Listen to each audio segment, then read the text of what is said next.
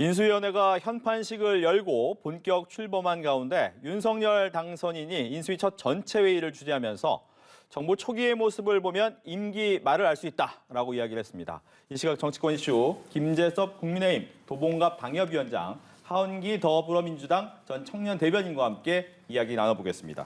안녕하십니까? 네, 안녕하세요. 먼저 지금 최근 소식부터 좀 전해야겠습니다. 문재인 대통령이 이제 오늘 이야기를 좀 내놓은 게 있습니다. 어떤 내용이냐면 청와대 문은 좀 계속 늘 열려 있다. 또 당선인 측의 공약에 대해서 개별적인 의사 표현을 하지 마라.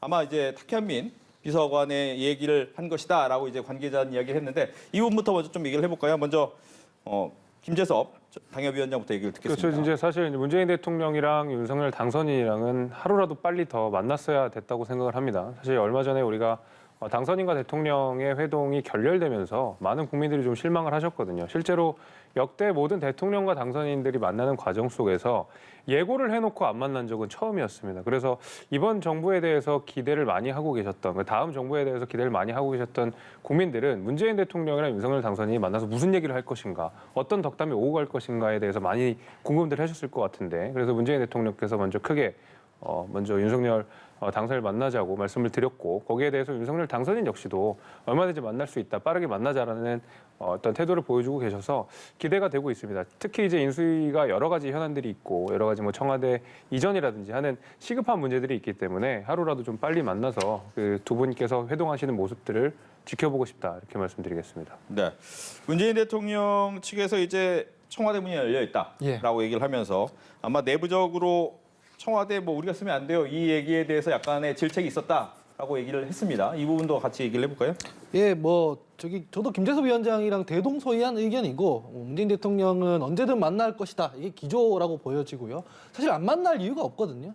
제가 역대 인수위 때는 어땠는지를 한번 찾아봤는데, 정권 2학기 때 어떻게 했는지 보면 첫 만남, 첫 회동 때는 어떤 의제 설정을 해놓고 만나는 게 아니라 거의 축하, 덕담 이런 자리로 만들어졌더라고요. 그리고 두 번째 만남부터 어떤 협조할 게 있으면은 의제 설정을 해서 조율할 건 조율하고 이렇게 진행됐던 걸로 아는데, 처음에는 그냥 일정만 맞춰서 다 사람이 하는 일이지 않습니까? 그래서 일단 인간적인 대화부터 해나가는 게 중요할 것 같고, 그다음에 대통령의 의전 비서관을 했던 사람이 청와대에 우리가 쓰면 안 되냐 이런 얘기들은 아주 부적절하기 때문에 그 부분에 대해서는 좀 반성을 해야 됩니다. 저희가 국민들한테 왜 질타받았는지 이게 상징적으로 보여주는 발언이거든요. 그래서 그런 부분에 대해서는 죄송하다 이런 말씀 드립니다. 알겠습니다. 뭐 임종석 전 비서실장도 관련된 얘기를 했었는데 거기에 관해서 아마 문재인 대통령께서는 그 부분에 대해서 이제 함부로 밖으로 얘기를 하지 말아라라는 질책을 했다라고 보면 될 것 같고요. 여기에 윤석열 대통령 당선인 측 역시도 문재인 대통령과 청와대의 만남, 상호 신뢰 바탕으로 긴밀히 소통하고 있다라고 했으니까 언제 최대한 빠른 시일 내에 만날 수 있을지는 좀 지켜봐야 될 것 같습니다. 근데 이제 무산된 가장 큰 이유 중에 하나가 인사권이 아닌가라는 생각이 드는데, 알박기 논란은 계속해서 이게 나오는 거죠. 그렇죠. 이제 알박기가 모든 정부가 이전되는 과정 속에서는 늘 있었던 문제인데요. 이번에 근데 특히 좀 문제가 되는 것이 뭐냐면, 사실 이제 원전과 관련된 기조가 문재인 정부랑 윤석열 정부가 전혀 다릅니다. 근데 그럼에도 불구하고 한국수자원공사의 수자원자력공사의 어떤 그 임원들을 임명하는 과정 속에서 마찰이 좀 있다는 것은 사실 이제 국민들께서 보시기에 다음 차기 정부에 대한 인사권에 대한 어떤 의심들을 좀 충분히 할 수 있다, 이렇게 생각이 되고, 무엇보다 또 하는 총재에 대한 임명권도 최근에 문제가 불거지지 않았습니까? 근데 하는 총재라고 하는 사람이 사실 대한민국의 금융통화위원회의 수장입니다. 그러니까 기준 금리를 정하고 결국 정부의 정책 기조나 경제 정책 기조에 굉장히 긴밀하게 대응을 해야 되는 어떤 경제 정책의 수장인데, 여기가 임기가 4년이고 대통령의 임기가 5년이라 그러면 사실 발을 맞춰서 가는 게 맞거든요. 이제 그럼에도 불구하고 문재인 대통령께서 굳이 이게 여기에 대해서 임사 강행을 하겠다고 하는 것이 자칫 다음 정부와 불협화음을 내는 모습을 분명히 보여줄 수 있다, 이런 우려가 분명히 있고, 또 하나 이제 권력 분립과도 아주 밀접한 관련이 있는 중앙선거관리위원회나 감사원 같은 그 임원들을 임명하는 과정 속에서도 문재인 대통령께서 인사권을 행사하시겠다, 이런 문제가 있는데, 이게 이제 제가 말씀드린 대로 대통령의 권한입니다. 인사권이라고 하는 것은 현직 대통령의 권한이지만 다음 정부의 정책 기조와 반대될 수 있는 사람들 내지는 권력 분립의 핵심적인 기능을 하는 기관들의 사람을 임명하는 것은 전직 대통령의 자신의 권한이라 하더라도 대단히 예외적으로 그리고 대단히 아주 신중하게 사용해야 된다. 이런 부분에 대해서는 좀 충분히 동의가 돼야 되고 이 부분에 대해서도 당연히 문재인 대통령께서도 충분한 사려 깊은 그런 모습들을 보여주시지 않을까 저는 생각합니다. 네. 민주당 입장에서는 당연한 이제 청와대 대통령의 권한인데 너무 점령군처럼 행동하는 거 아니냐 이런 좀 반응이 많습니다. 그렇죠. 저는 이제 어떤 말씀을 드리고 싶냐면 김재섭 위원장이나 국민의힘이나 뭐 윤석열 당선자의 입장을 이해합니다. 인간적으로. 왜냐하면 이제 정부 출범시켜야 되는데 자기 그 국정 기조랑 안 맞는 분들이 인사에 임명돼 있으면 불편하죠. 그런데 제가 드리고 싶은 말씀은 그게 바로 윤석열 당선자의 차기 정부의 국정 과제 숙제입니다. 뭐냐면은 본인에게 권한이 없는 문제에 대해서 어떻게 풀어나갈 것인가가 굉장히 큰 숙제인 게 여소야대 국면이거든요. 뭐 공약 하나라도 실행하려면은 야당과 협의를 해서 국회에서 승인을 받아야 되는 상황입니다. 그러니까 모든 부분들에 대해서 본인이 권한이 없는 사항을 어떻게 정치적으로 잘 풀어나갈 것인가가 숙제거든요. 요 상황도 마찬가지인데 인사권은 일단 지금 현직 대통령한테 있는 거니까 일단은 만나서 그 부분에 대해서 어떻게 배려를 받을 것인지 혹은 풀어나갈 것인지를 보여주는 게 이제 정치적 역량이다. 이걸 그냥 뭐 대통령 타박만 해서 될 문제는 아니고 권한을 행사한다는데 이 부분에 대해서 지금 법적 권한을 행사하는 문제에 대해서 어떻게 자기가 풀어나가고 배려받을 것인가 이걸 보여줄 필요가 있다 이렇게 말씀드리고 싶습니다. 네. 풀어야 될 숙제다라고 얘기했는데 여기에 대해서 한 말씀 하시죠. 그러니까 당연히 이제 정책에서 비판을 하고 견제를 하고 할 수 있는 사람들이 있어야 되는 것은 동의를 하겠지만은 그것이 과연 그러니까 현직 지금 문재인 대통령이 임명을 해야 되느냐에 대해서는 저는 사실 의문이 있습니다. 왜냐하면 특히 제가 조금 전에 말씀드렸던 어떤 우리 원자력 정책과 관련돼서는 탈원전 정책을 전면으로 내세웠고 특히 월성 1호기 경제성 조작 사건과 관련돼서 여전히 혐의를 받고 있는 분이 사실 임기 연장을 한다는 것은 굉장히 이례적으로 볼 수밖에 없거든요. 그리고 윤석열 정부에서 당연히 이 원전 정책에 대한 전면적인 기조 개편이 있을 것이라고 충분히 예견되었고 거기에 대해서도 국민들이 힘을 실어준 상황에서 굳이 탈원전 정책을 앞장서서 했던 분, 월성 1호기 경제성 조작에 연루가 되어 있는 분들에 대한 임명을 연기한다는 것은 임기를 연장한다는 것은 다소 어떤 견제나 비판의 기능이라기보다는 기존의 정책들을 유지하거나 내지는 추후 정부가 추진하고자 하는 정책 방향에 발목을 잡는다는 인상을 줄 수 있다고 저는 생각을 합니다. 그래서 말씀 주신 대로 충분히 협의를 해야 됩니다. 그리고 문재인 대통령의 권한입니다. 그러나 그것이 다음 정부에 크게 영향을 줄 수 있거나 다음 정부의 신뢰성에 손상을 줄 수 있는 부분이라 그러면 대부분이 극도로 예외로 사용해야 된다. 이 부분에는 변함이 없습니다. 네, 한 번 더 듣겠습니다. 너무도 예외적인 연임 아니면 알박기에 보이는 것 같은 임명은 어떻게 해야 되느냐?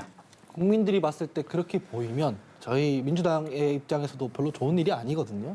그래서 이 부분에 대해서는 하루빨리 당선자와 대통령이 만나서 조율해서 합의를 가져야 되는 문제인데 지금 벌써 선거 끝난 지 얼마 되지도 않았는데 갈등 국면으로 치닫고 있어서 오늘 만나시라 이 말씀부터 드리고 싶습니다. 알겠습니다. 이제 인수위 얘기 좀 넘어가 보겠습니다. 인수위가 출범을 했는데 윤석열 당선인 첫 번째 회의를 주재를 했습니다.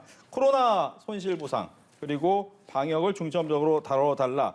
아무래도 현 상황에서 가장 중요한 건 코로나 상황이다 이렇게 봐야 되겠죠? 그럼요. 지금 차기 정부가 가장 중요하게 잡아야 될 거라고 생각하면 두 가지인 것 같습니다. 이제 코로나로 너무 장기화가 됐기 때문에 벌써 2년이 넘는 상황 동안에 너무 많은 소상공인 자영업자분들이 고통을 받았다. 여기에 대해서 그동안 정부가 충분한 지원을 하지 않았다라는 것에 대해서 모든 국민들이 공감하고 계실 겁니다. 그래서 코로나 이후에 포스트 코로나 경제 정책을 어떻게 해야 되는지, 그다음에 자영업자들에 대한 손실 보상을 어떻게 해야 되는지 이 부분을 가장 예민하게 보고 있습니다.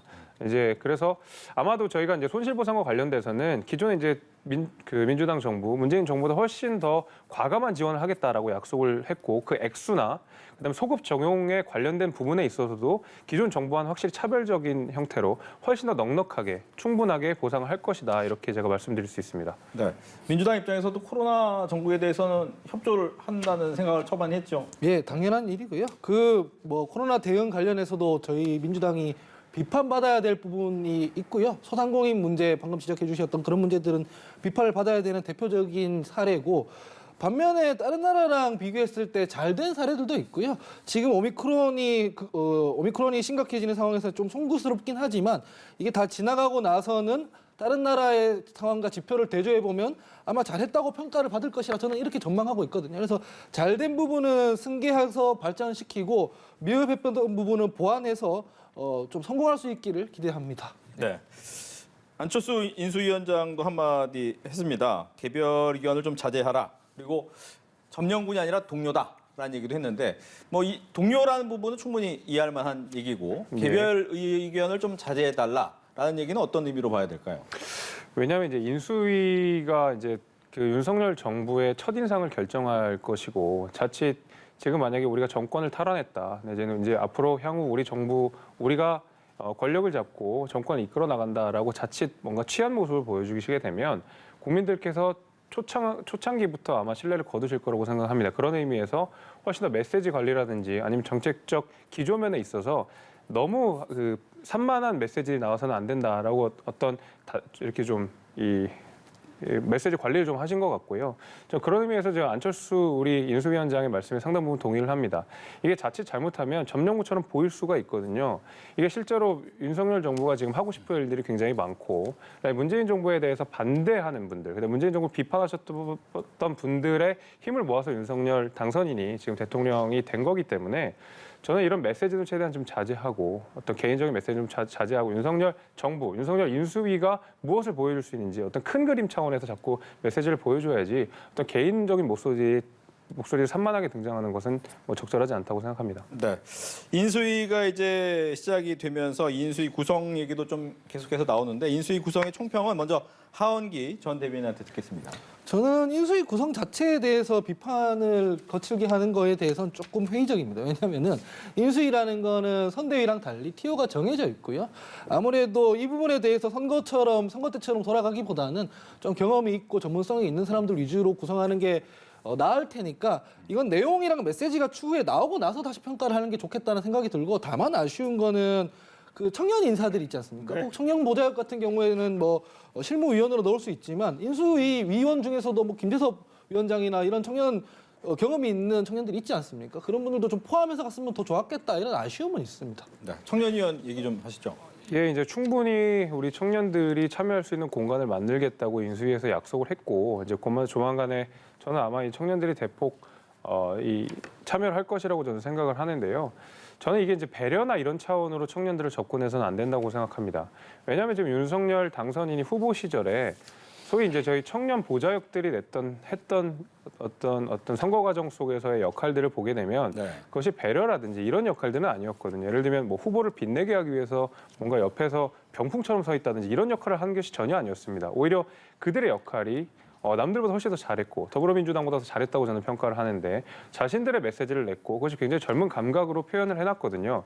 그들이 잘했기 때문에 그 역할로서 인정을 받은 것이지 이들이 배려를 받거나 할당을 받아서 일을 했던 분들이 아닙니다. 저는 그런 의미에서도 마찬가지로 윤석열 당선인께서 청년 보좌역들이 했던 지금까지 역할들이나 활약들을 보게 되면 당연히 정부에 참여시킬 거라고 생각을 합니다. 그래서 지금 인수위라고 하는 것이 굉장히 제한된 인원들만 우리가 할 수가 있고 네. 전문위원, 실무위원 포함해가지고 들어올 수 있는 공간이 많지 않습니다. 그런 의미에서 차후적으로 청년들이 들어올 수 있는 공간을 얼마든지 앞으로는 마련할 것이고 지금은 이제 제한된 인사 때문에 청년들이 보이지 않을 뿐이지 앞으로는 얼마든지 들어올 수 있다 이렇게 말씀드리겠습니다. 네. 뭐 하원기 전 대변인은 인수위 구성부터 비판하기 좀 그렇다라고 얘기는 하지만 많이 나온 얘기 중에 하나가 탈원전 얘기하는데 에너지 전문가는 안 보인다. 또 부동산 정책 실패에 대해서 문재인 대통령의 정부의 가장 큰 실패임에도 불구하고 부동산 관련 전문가가 보이지 않는다라는 지적은 나옵니다. 이게 이제 인수위 우리가 법적인 제도 안에서 인수위원이 최대 24명까지 구성될 수가 있습니다. 근데 24명이라고 하는 것이 굉장히 적죠. 그러니까 대한민국을 이끌어가야 되는 여러 가지 구체적 현안들이 있는데 그중에 24명 상징성 있는 분들만 모아놓는다 하더라도 모든 카테고리를 포함할 수 없습니다. 그런 면에 있어서 사실 저희가 인수위원 자체에는 부동산 전문가나 탈원전 전문가가 안 들어가 있다 하더라도 그 밖에 전문위원이라든지 실무위원이라든지 인수위에 참여할 수 있는 방법이 굉장히 많습니다. 그래서 교수나 전문가분들이 전문위원이나 실무위원 차원에서 상당 부분 많이 파견이 되어 있고 실제로 오세훈 시장과의 긴밀한 협력을 통해서 서울시에서도 어떤 실무위원으로서 파견이 나와 있는 상황 아니겠습니까? 저는 그런 의미에서 예를 들면 부동산 전문가가 없다, 탈원 전문가가 없다 이렇게 볼 수가 없고 앞으로 지금 24명 제한된 인원 속에서만 우리가 인수위원으로서 볼 수가 없는 것이지 그 밖에 다양한 팀을 통해서 별도의 구성원을 통해서 얼마든지 부동산 정책과 탈원전 정책과 관련돼서는 많은 준비들을 하고 있다 이렇게 말씀드릴 수 있기 때문에 그런 부분은 걱정하지 않으셔도 된다 이렇게 하겠습니다. 네, 하전 대변인 뭐 하실 말씀 있습니까? 사실 저 얘기가 맞습니다. 인수위원들이 뭘 하는 게 아니라 그 파견 나온 공무원들이랑 전문위원, 실무위원들이 다 실무적으로 조율을 하고 인수인계를 받는 거거든요. 인수위원들이 다 그립을 쥐고 뭘 다 하는 건 아니기 때문에 저 얘기가 사실은 뭐 맞고 향후에 나오는 내용이나 메시지로 평가를 해야 된다 그렇게 봅니다. 알겠습니다. 이제는 집무실 이전 얘기로 넘어가 보도록 하겠습니다. 민주당 입장에서는 반대 목소리 좀 많이 나오네요. 예, 이거 왜냐하면 불가능한 일입니다. 불가능하다. 불가능한 일인 게 이게 뭐 옳다 그르다를 떠나서 예산은 전년도에 이미 다 책정이 돼 있습니다. 근데 그 배정된 예산 중에 청와대 집무실 이전하는 예산은 없습니다. 국가 예산은. 그럼 우리는 어떤 정책을 하나 진행하더라도 법과 원칙에 따라 해야 하는데 없는 예산을 대체 어디서 나와서 그 청와대에 들어가기 전까지 이걸 이사한단 말입니까? 그래서 사실은 불가능한 지금 일을 하겠다고 지금 고민하고 있는 중입니다. 네, 여기에 대해서 얘기를 듣겠습니다. 사실 이제 저희가 청와대를 이전하는 문제에 대해서 여러 가지 반대 의견들이 좀 있는데 쭉 보다 보면 뭐 예산의 문제를 지적하시기도 하고 때로는 좀 안보의 문제, 뭐 도토감청의 문제, 뭐 교통통제의 문제 여러 가지 이제 문제들을 지적을 하시는데 저는 이런 좀 실무적인 문제들, 행정적인 문제들을 차치하고라도 청와대가 이전하는 것이 어떤 정치적 의미를 갖느냐를 분명히 우리가 따져볼 필요가 있을 것 같습니다. 기존에 많은 그 대통령들이 심지어 이제 김영삼 대통령부터 계속 광화문 대통령 시대를 말씀하셨고 네. 그럼에도 불구하고 매번 실패를 해왔었습니다. 뭐 크고 작은 문제들이 있었겠죠. 말씀하신 대로 예산 문제도 있을 수 있고 경호 문제도 있을 수 있고 있었지만은 사실 모든 대통령의 염원이기도 했습니다. 그다음에 국민들의 염원이기도 했고요. 근데 언젠가는 해야 되는 일이라고 하면 저는 하루라도 빠르게 추진하는 것도 옳다고 봅니다. 결국 윤석열 정부의 윤석열 대통령부터 시작돼야 되는 집무실 아니겠습니까? 그러면은 우리가 이런 행정적인 문제들은 최대한 협의를 통해서 만들어내는 방법들을 고민하면 될 것이고 정치 공간을 우리가 대통령의 집무실 공간을 바꿈으로써 열리는 여러 가지 정치적 공간들이 생길 거라고 생각합니다. 물리적 변화만 있는 것이 아니라 정치 문화의 변화, 그다음에 권위적 대통령제라고 비판받는 대한민국 대통령제에 대한 변화도 상당 부분 저는 문화적으로도 많이 바뀔 거라고 생각이 되거든요. 그래서 소통이라고 하는 기치를 내걸고 우리가 청와대 이전을 이야기했던 만큼 이런 행정적인 문제들은 여야가 조금 합의를 하고 국민들이 염원하시는 대통령을 좀 가까이서 보고 싶다. 나도 대통령 사는데 한번 가보고 싶다라는 염원들을 우리가 대통령 당선자께서 만들어줄 수 있다 그러면 얼마든지 정치적으로는 협의할 수 있는 내용이라고 생각합니다. 네. 문재인 대통령도 광화문 시대 얘기하다가 안 됐는데 좀 그런 부분에 대해서는 예산 때문에 안 된다 이렇게 얘기하기엔 좀 그런 거 아니냐라는 또 지적도 있어요. 정확하게 말씀드리면 옮기면 안 된다라는 뜻이 아니고요.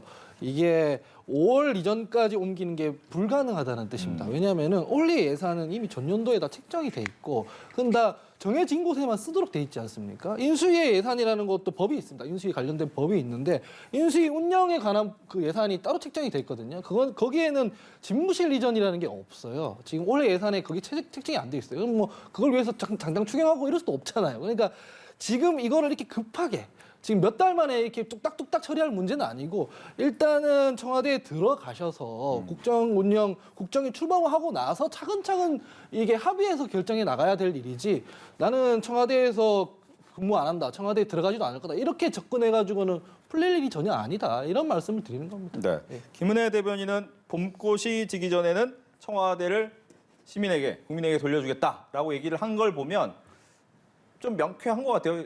원하는 바가.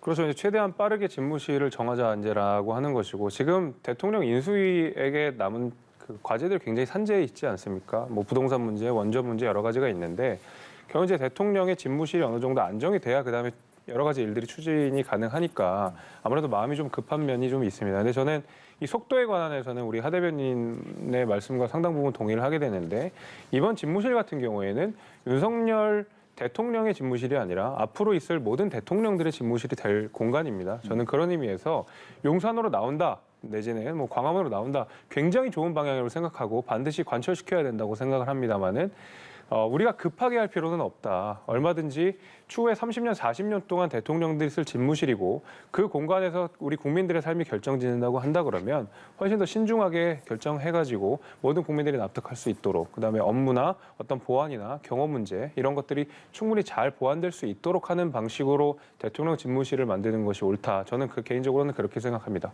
네. 이제 민주당 얘기로 넘어가 보겠습니다. 민주당 비대위 출범을 했습니다. 그런데 갈등 상황이 좀 계속되고 있는 모습인데 조금 전에 이제 윤호중 비대위원장이 기자회견을 했습니다. 뭐 기자회견 내용을 좀 보면 그대로 우선은 이 위기 상황을 잘 마무리 짓겠다. 사퇴는 안 하시겠다라는 뜻이네요. 예, 제가 윤호중 비대위원장의 성품을 생각해 봤을 때 아마 하기 싫었을 겁니다. 하기 싫었을 거고. 비대위원장을. 예, 원칙만 말하자면은 통상적으로 선거에서 패배하면 지도부가 총사퇴하고 책임을 지는 게 맞습니다. 그리고 거기에는 원내대표가 포함되어 있는데 그거를 윤호중 비대위원장이라고 몰랐을 리가 없을 겁니다. 그렇지만은 어쨌든 간에 지방선거가 너무 바트게 붙어 있는 상황에서 지도부 공백이 하루라도 늘어지는 거를 우려했기 때문에 본인이 책임감 때문에 맡은 거라고 봐야 되거든요. 여기서 너무 윤호중 비대위원장을 흔들기 시작하면 윤호중 비대위원장 입장에서도 굉장히 모욕적으로 받아들일 거예요. 왜냐면은 내가 무슨 자리나 탐하는 사람처럼 비춰질 거 아니야 이렇게 볼 텐데 그런 거는 평소에 성품을 봤을 땐 전혀 아닐 것이다 이렇게 저는 봅니다. 근데 초선 재선 의원들이랑도 만나서 얘기를 많이 했는데 예. 좀 비토 의견도 많이 나왔다라고 듣긴 했거든요. 예. 거기에 대해서는 어떻습니까? 민주주의 정당에서는 원래 이런저런 의견이 있는 거고 이제 지금 비대위원장 딱 정해져 있으니까 딱 따라 이렇게 해서 딱 가면 그건 전체주의잖아요. 그래서 사실은 초재선 의원, 중진 의원 이렇게 간담회를 통해서 조율을 해가 나가는 과정도 필요한 것이고 그다음에 선거에서 지도부가 흔들리지 않고 안정적으로 순항하는 것도 중요한 것이다. 이런 말씀을 드리고 싶습니다. 네. 다른 당의 얘기지만 어떻게 보고 계십니까? 현 상황은. 비대위는 언제든지 흔들리는 게 본질입니다. 네. 왜냐하면 이제 비대위라고 하는 것이 지도부긴 하지만 선출된 지도부는 아니거든요. 그러다 보니까 아무래도 조금 이런 흔들리는 것에 약합니다. 그래서 특히 지금 대통령 선거에서 패배한 이후에 그리고 바로 2달 뒤에 지방선거를 앞두고 있기 때문에 사실 더불어민주당의 국회의원들 입장에서는 굉장히 마음이 다급할 겁니다. 윤호중 원내대표가 과연 이 선거를 치를 수 있을 것이냐. 패장으로서의 책임도 지지 않고 그다음 선거를 이끄는 것이 말이 되느냐라고 이야기를 하는데 비대위라고 하는 것이 말 그대로 비상 상황 아니겠습니까? 비상 상황이면 그리고 비대위원장이 임명이 됐으면 그 비상 상황에 걸맞는 권위와 권한을 줄 필요가 있다고 저는 생각하고 만약에 여기서 윤호중 원내대표, 윤호중 비대위원장이 내려오게 됐을 때는 아마 그 이후로는 더 걷잡을 수 없는 혼란이 있을 겁니다. 당장 2달 뒤에 지방선거가 있는데 지도부 체제 자체가 흔들리고 그다음에 또 비대위가 들어가면 그 비대위는 안 흔들겠습니까? 당연히 흔들리게 되거든요. 마음에 들지 않는 사람이 분명히 있습니다. 그렇기 때문에 저는 지금 패배의 책임이 있는 사람이라 하더라도 빠르게 수습하고 더불어민주당을 안정시킨 이후에 그다음에 선거에 준비할 자세를 해야지 이런 식으로 비대위를 계속 흔드는 것이 더불어민주당에는 하등 도움이 안 될 거다 이렇게 봅니다. 네. 현 상황에 대해서 굉장히 지지하는 얘기를 해주셨는데 문제는 이재명 후보의 등판에 대한 이야기도 당내에서 굉장히 많이 나오고 있더라고요. 그 부분에서 의견들은 좀 어떻습니까? 그 부분에 대해서도 의견이 분분하죠. 지금 당장 저희가 0.73%포인트 이렇게 졌기 때문에 이 자산을 지방선거까지 이어가야 된다고 주장하는 사람이 있는가 하면 반면에 좀 쉬어야 한다. 이제 지금 얼마나 힘들게 선거를 치렀는데 우리 당의 중요한 자산을 벌써 상처 입히고 이러면 안 된다. 이런 갑론을박들이 있는 중이죠. 근데 지금 당장에서 조급하게 결정할 건 아닌 것 같고 일단 비대위가 잘 순항하는 과정에서 상황을 보면서 결정해야 되는 거 아닌가 이런 생각이 들고요. 두 번째는 그런 정치공학적인 문제 이전에 저희 민주당이 국민들한테 질타받았던 이유들이 있지 않습니까? 약속을 계속 어겨왔기 때문입니다. 선거 과정에서 저희가 쇄신을 약속드렸고 정치개혁 법안 등등에서 의총 추인까지 받았습니다. 그러니까 누가 비대위원장을 하느냐 혹은 이재명 후보가 어떻게 역할을 하느냐 이 이전에 약속을 먼저 지키는 메시지를 보내는 게 더 중요하다 이런 말씀드립니다. 알겠습니다. 시간이 이제 거의 다 돼가긴 하는데 보통 이제 다시 한번 돌아가서 문재인 대통령과 윤석열 당선인의 만남이 중요하다.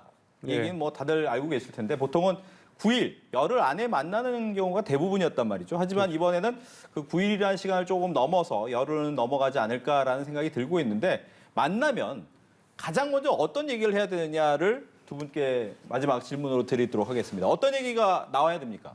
저는 무조건 코로나 얘기를 먼저 해야 될 것 같습니다. 코로나 손실보상이라든지 아니면 정부 차원의 지원을 어떻게 해야 될 것이냐. 왜냐하면 이게 굉장히 시기적으로 시급한 문제거든요. 왜냐하면 지금 안 그래도 오미크론 확산세가 뭐 예사롭지가 않은 상황이고 그리고 자영업자들은 하루하루가 굉장히 지금 급박한 상황이기 때문에 이거는 당선자든 대통령이든 하루라도 빠르게 협의를 해가지고 빠른 시일 내에 처리를 해야 되거든요. 저는 그래서 덕담을 주고받는 것 이외에 그다음에 바로 나올 이야기는 바로 코로나 손실보상과 관련된 내용이 가장 주가 돼야 된다고 봅니다. 왜냐하면 시기적으로 가장 빠르게 처리해야 되는 문제이기 때문에 그렇습니다.